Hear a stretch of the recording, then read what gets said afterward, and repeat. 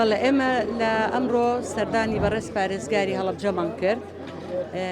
بەڵێنی هەموو پاڵپشتێکمان ناوەک ژنێک لە سەرانسەری عێراقا تاکە ژنە پارێزگار بێت و ئێمە ئەمڕۆ دوای ئەوە سەردانی بەڕێوەبەراتی گشتی چاودێری گەشتپێدانی کۆمەڵایەتیمان کرد، سەردانی سەنتەرەکانی ئۆتیزم و شیاندەوەی کە مندامانمان کرد، بەشداریمان کرد لە پێدانی بڕوانامە بۆ 15 خاتوونی کە بەشداری خوری درومانیان کردهبوو.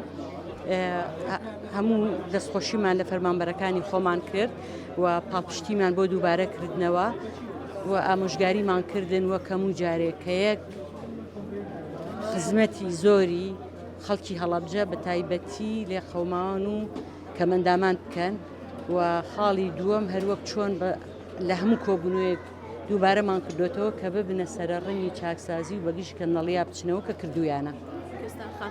ئەو باڵێن خزمەتانەیە خودۆ سنتەرانە کراونەتەوە لە ئەست هەڵەبجە دایبینن و بەتەمای چی دیکەم پلان و فڕۆژەی ترتان و ئەمڕۆ بۆچی مەبەستێک سەردانی پارێزگای هەڵەبجەتان؟ بەڵێ تاوان سنتەری ئۆتیزم لەگەڵ شیاندنەوەی کە مندامانی لە سەرانسەری عێراقا بینایوە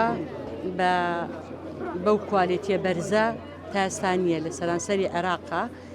ئەو دوو سنتەرەی کە ئێمە هەمانە باشترین کوالێتی هەیە و 45 بناڵمان هەیە لە سنتەری ئۆتیزم، کۆمەڵێک بناڵمان هەیە لە سنتەری شیاندنەوەی کە مندامان و بە خۆشحاڵیشەوە ئەمڕۆ سنتەری مناڵانمان لە قەزای خورماڵ کردەوە کە ئەمە دەستکەوتێکی تری وەزارەتی کار و کاروباری کۆمەڵایەتیە بۆ هەڵەبجە و ئەمدەڤەرە.